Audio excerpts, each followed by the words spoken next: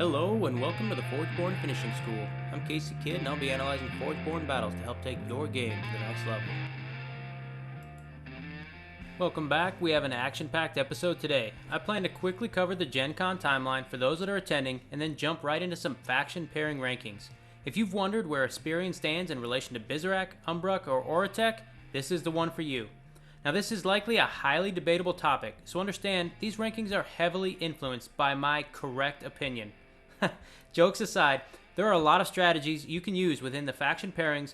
We'll break some of those down and rack and stack them. After the faction pairing rankings, I'll be announcing some of the details for an event planned in the far-off future of post-GenCon that I hope the community will be excited to partake in. Before we get into the faction pairing rankings, I wanted to cover the GenCon timeline very quickly. I know a lot of community members and a lot of players are going to be going there.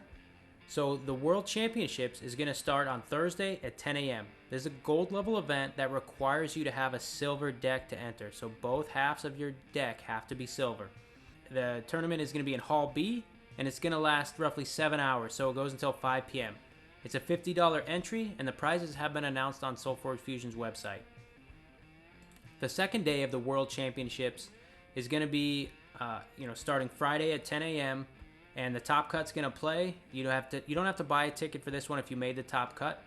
And then at the same time, the sealed side event is gonna be running. So that's gonna start 1 hour after the top cut or day 2 of World Championship. So Friday at 11 a.m. and it's expected to last 6 hours. It is a $30 cost, so get your ticket now. There's plenty of tickets available. And Alex has said that if you're in the top cut and you lose out, you can slide seamlessly into the sealed side event and you'll just pick up wins for any rounds you've missed by playing in the top cut to go towards prizes. And then lastly, the one that I'm most excited about is Saturday at 10 a.m. is the storyline event. Now this is a silver tier event, so you can bring an unranked, a bronze, a silver deck to the event, and then you're eligible to play anything. Alex has mentioned that they would prefer you bring an unranked deck, but it's wide open for you to bring whatever you would like. The cost of the entry is $6. In these storyline events, there's environmental effects every round that change the play style. And it's always a lot of fun, and this is where we get a lot of the deck lore and we advance the storyline. So hopefully we'll hear more about the Blight and the Blight's intentions or plans. We're going to start out at the bottom of the tiering list with my only faction pairing that rates out at the C tier, and that's Oratek, your Tempest and Aloyan mixture. All of my attempts to unlock this have fallen short in terms of its ceiling or fallen short in terms of consistency. Pairing Aloyan, mobile, and stealth creatures into the aggressive and pyromantic Tempest creatures makes for a fast-moving pairing that can have a high ceiling against the right decks, but requires your limited damage procs to hit for full value. When you play a Lasher that does 4 damage, it needs to be able to remove a creature and provide that 2-for-1 every play. The same can be said for Suppressing, Warhound, Pyromantics, etc. When it works, it shuts down the opponent's plans and rolls to an early victory. But with the preponderance of big bodies, we'll see Uterra Supremacy later, this is often too difficult a task. Finding the right mix of summoning creatures, removal, and a Thundersoar can make for a strong pairing into a Drix rallying pair that is consistently solid but lacks the ceiling height of other faction pairings.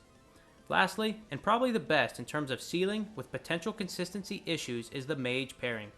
Leaning into Mage synergy cards, you can gain an extreme amount of control over your opponent's actions through board state management and direct to life damage. This particular Oratek strategy is also the most fluid of the rest by really being able to adapt to your specific pairings choices in leaning mobility with a touch of Mage or face damage with a heavy dosage of Mage control. If you are looking for either of these strategies, there are 2 cards that should be very high on your list of requirements: Alamancer, preferably the protective version, and Scypian Augmentation. Some hallmarks typically include mages, spells like Lightning Brand, the Mage Page Walker, aforementioned Scypian Augmentation, mobility creatures with the Mage Palladium Simulacrum, Aegis Wings, Everflame Phoenix, Epoch Hawk, and creature removal, Disintegrate, Alamancer, Pyromantic, Lasher, and those types of cards. Next up, we have, falling into the B tier, Onyxium. This is your Necrium and Aloyan pairing. Onyxium finds its way into the B tier instead of the C tier simply because of the potential for Mad Lawinter and Synteta's Lab existing in the same Alolan half deck. Honestly, that deck then vaults up solidly into the A tier, but because of the standing of the rest of Onyxium's strategies, it settles at a respectable B. Scientists and Angry Zombies mix for an eclectic and entertaining pairing. The Harvester-Operator pairing, egregiously eschewed. How many cool E-words can we fit into this section, huh? By many, deserves a second look. These two paired with a Sigmund Freud should scamper off for a three-way elope. Adding the Stitcher into that pairing is just too fun to pass up. If you like exacerbating your opponent with extravagant, batch-breaking endeavors, then Onyxium is the pairing for you. The number of scientists whose exact names ephemerally leach out of my head are extraordinary. You will often find yourself playing a card and exclaiming, "Oh, that's a scientist," and then look across and see your crestfallen opponent realize that if they destroy your scientist, an incoming 5/5, 8/8, or 12/12 zombie will answer the affront. Jokes and fun aside, this is a decent pairing that often presents a convoluted path to victory that turns most players away. I didn't really get into Mad Lawinter or Synteta's Lab, but they both do acceptable work alone as well and are not required to be paired with each other. Forgeborn options are open here if you want to lean into the zombie fanatics. Nyx Nikaya is your preferred patron. Steel Rosetta can really shine in the right decks, especially enabling Stitcher shenanigans, and Crux Cobalt may be the preferred consistency option here, but Cersei, as always, provides some consistency back into a deck with an overall decent Forgeborn package. Ironbeard is okay, but doesn't really progress the strengths of this faction's fusion. Some of the hallmarks are the scientists mentioned above, not mentioning specifically before Steel Eye and Nano Swarm, which is a good combination, and then minion shenanigans. So Sigmund Freud, Tinker from Rosetta, Nyx Nikaya's many minion abilities, Synteta's Lab, Mad Lawinter, and Stitcher.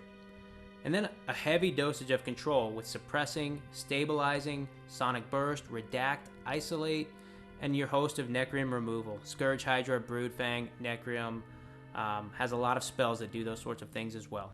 Next up, just sliding into the A tier, at an A- is the Bizarak strategy. That's your Tempest and Necrium pairing. If you enjoy walking the razor's edge and coming out victorious, Bizarak is the pairing for you. No other pairing rewards you as strongly for destroying your own creatures and flinging caution to the wind. This pairing is not for the faint of heart yet, still seems to pull a large number of enthusiasts. This was my first pairing love in Solforge Fusion. The ceiling is high, and the floor is so far down it's hard to see from the makeshift ladder you have strapped yourself to. This pairing takes the free spell crown right off the head of the Umbrock Pretenders and epitomizes spell synergy. At a minimum, one, if not more, of the Necrium Triumvirate, Blightwitch, Summoner, Darkheart Sorcerer, are in attendance for any Bizarak pairing. Tempest holds up its end of the bargain with the Uranti Elementalist, Chaining Keyword, and more, as well as many of the spell synergy payoffs. Thundercrash Field, Spell Sprites Swarms, Volcanic Forge. No other pairing is worried about card order draw as much as this one, which is why its floor fell out, but when it hits, expect the seductive qualities of Bizarak power to pull you in. When looking at Forgeborn, your eyes are locked at Sunder and hoping for that Stim Bolt, Cycle 2, Gathering Storm, Cycle 3 loadout. Cersei can be a serviceable replacement to add some consistency back into the deck, but who's really looking for consistency here? Some of the hallmarks are those free spell cards we've mentioned before.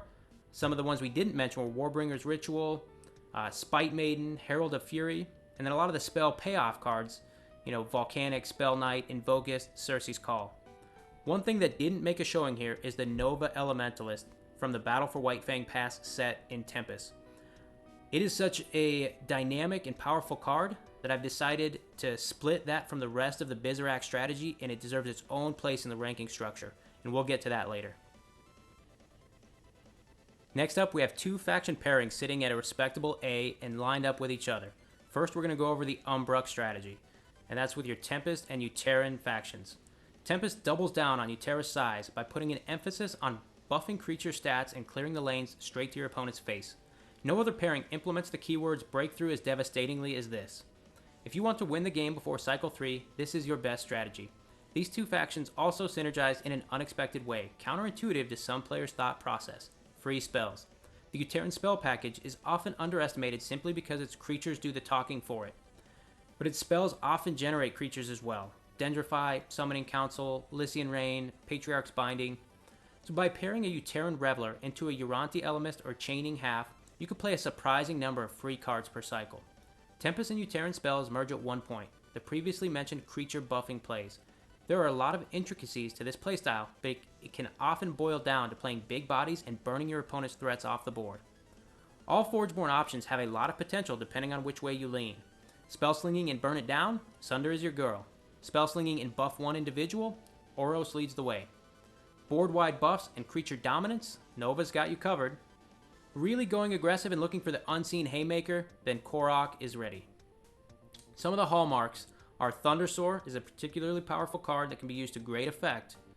Some of the free spells we mentioned before, using Uranti Elementalist, Chaining, Reveler, and then buffs either board-wide or individual. Ferocious Roar, Nova's Might, Darkforge Drain, Stone Fist, Feral Instinct, you name it, there's plenty of them to go. And then buffed up chompies, right? Thundersoar, Rex, Volcanic, Spell Knight, Furious, Breaker, Shard King, the Dryad, all sorts of creatures that can get really big, the Sated keyword, and get breakthrough. And then lastly, one individual card that can be used to great effect is the Flameshaper Savant, that hallmark of infinite combos everywhere. Next, we step into the mechanical forests of the Asperian strategy for your Aloyan and Uteran mixture. For the moment, this is the wildly underrated pairing yet to find its footing in the competitive meta. The Uteran forces this time are marshaled by the immensely powerful buffing Aloyan generals, or should I say captains. The Uteran Presence provides the early game ability with large stat lines to ensure the game is extended long enough for the slow-rolling Aloyan machinations to take over the game. Aloyan provides a large amount of control aspects to the game in the form of stabilizing, suppressing, and creature juxtaposition mechanics as well. I can't finish this section in good conscience without mentioning Steel Rosetta's dominance in the Forgeborn options for this faction pairing. Her ability to land Repurpose or Tinker at Cycle 2 plays too well into what this pairing wants to do. Followed up by an Enhance at level 3 can be the perfect strategy to get Krogius or any other big bad, looking at you, Camouflage Bear, on the board that may have been missed earlier. The Asperian pairing can really show off true minion generation power. It's unlocked through the Aloyan lens. With the payoff card Apocamancer in play, the Uteran's ability to play multiple creatures per play can inflict a lot of damage. Utera has the most such cards in the game. Syntetta's Lab and Mad Lewinter play very well into what Utera wants to do in its minion abilities as well, although sometimes with Mad Lewinter wanting to destroy them, it can get in the way, but Syntetta's Lab itself is very powerful in the right hands, especially with an Apocamancer on the board and Utera's multiple minion generating cards. Some of the hallmarks of this pairing are Krogius, Rallying, any upgrade mechanics, and those can be free card plays as well. So Taliesin, Energy Surge, Aetherforge Oracle, the Enhance ability, there's plenty more. Drone is a really good one as well. And then replacement synergies, Drix, Apocamancer, Druid, Echo Wolves, Summoning Council, Lycian Rain, Tinker, Repurpose, and Syntetta's Lab, you name it. Now we get into our two lone S-tier competitors. The first one I'm going to discuss is the Bizarrak pairing with Nova Elementalist. I separate it from the rest of the Bizarrak strategy. Nova stands head, shoulder, and alfalfa's hair above the other Bizarrak pairing's potential.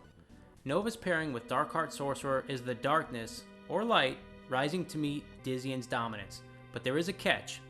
You are gaining potential at the cost of consistency. A lot of people would like to equate this to ceilings and floors, so I'll say that another way. You are gaining ceiling at the cost of the floor. I can't stop the floor hard enough when I say this. Any Tempest deck with Nova Elementalist paired with any Necrium deck with Darkheart Sorcerer, no matter their supporting cast, has the ability to win any game. That's not something that can be said for other faction pairings or other decks. That might seem hyperbolic, and sure, you could purposefully craft a deck sans algorithm that would be bad, but you won't open one natively from a pack because the algorithm ensures you have the minimum to give this pairing the potential draw path to beat any deck out there. If Solforge Fusion has net decking, you found it here. I chose to separate this strategy from the Bizarrak pairing even though I believe they are both similarly inconsistent but powerful pairings simply because the ceiling of the Nova Elementalist deck is drastically higher. So some of the hallmarks of this specific pairing are the Darkheart Sorcerer, Nova Elementalist, other Elementals, and then Elementalist Ritual is one that we're finding that goes into some of the most regular, consistent, and powerful decks, as well as Stitcher. If someone loses their Rumble Spark energy to a Leyline Vermin at nap time, Stitcher is there to bring it back. And then a lot of self-destruction, self-harm synergy as well, because when you remove that Rumble Spark, it comes right back for free with Darkheart Sorcerer. Blight Witch, Broodfang, Grave Pact, Infernal Ritual, Keeper of the Damned, Flame Jet, Herald of Fury, some of those free cards, self-harm synergies. Lastly, sitting along the top with the Nova Bizarrak strategy is the Dissian pairing. Necrium Utera, or as it's been affectionately called now, Gwurple, is feared far and wide because of the spell and board state management dominance of Necrium, supported by the very real and physical dominance of the Uteran forces. These two statements at face value don't mention the life gain properties of each faction. When Utera puts bodies on the board, it gains life as well as buffing their creature stats. The Necrium life drain properties play too well into this already powerful set of attributes and add a synergistic layer that is consistent, sustainable, and powerful. Either faction brings in formidable and useful Forgeborn abilities to this pairing, and you can't generally limit yourself to one faction as the de facto choice. Ultimately, Necrium and Uteran bad cards are on average better than Tempest and Aloyan bad cards, or at a minimum, less situational. At the very heart of it, that is the additional salt that gives Gwurple the dreaded reputation. Some of the hallmarks of this pairing are Beasts, or Beast Synergy in Soul Reap, Glowhive, Ravager, Leyline, Dreadmaw, and the Creeper, the Kindred keyword from Utera, and then those life drain cards, Soul Reap, Virix, Shambling, and upgrade mechanics, Army Commander and Krogius specifically, looking at those two. That'll wrap up our faction pairing rankings. Feel free to leave comments below on your thoughts on my rankings. After this series, I hope to in the very near future start a series of 6 videos really breaking down these faction pairings and strategies. I'm very happy to announce the first of its kind community interaction tournament with all proceeds going to charity. The You're Never Alone, Digitize is There tournament will start in September of this year and feature many of your favorite Solforge Fusion content creators and personalities. As part of this tournament, each team will be using a double digitized deck and are required to play a digitize when able to, at least once per turn. All proceeds of this tournament will go to the National Alliance on Mental Illness, who provides advocacy, education, support, and public awareness so that all individuals and families affected by mental illness can build better lives. This specific organization holds a special place in my heart, but I do hope to have future events and spread the love amongst other organizations. As part of the tournament, community members will be allowed to donate money to place bounties on any team in the tournament. Once a successful bounty is placed, that team is required to play both digitizes in a turn if they are ever drawn during that round. After Gen Con, you can expect a lot more details to come. Thanks for attending this lesson of the Forgeborn Finishing School. If you liked this video, please subscribe, comment, or consider donating to our Patreon account. I'm Casey Kidd, and I look forward to our next lesson.